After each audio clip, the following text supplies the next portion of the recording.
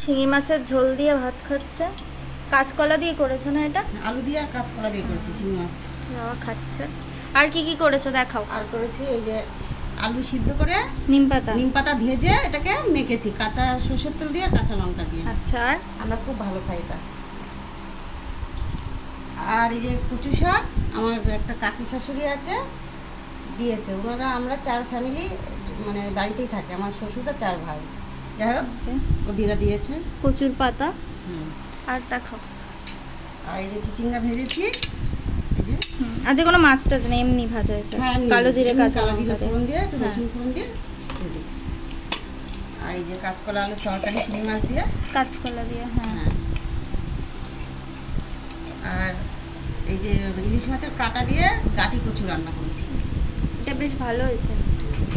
আর আর এই যে ইলিশ মাছ সর্ষে পোস্ত দিয়ে ভাপা করেছি।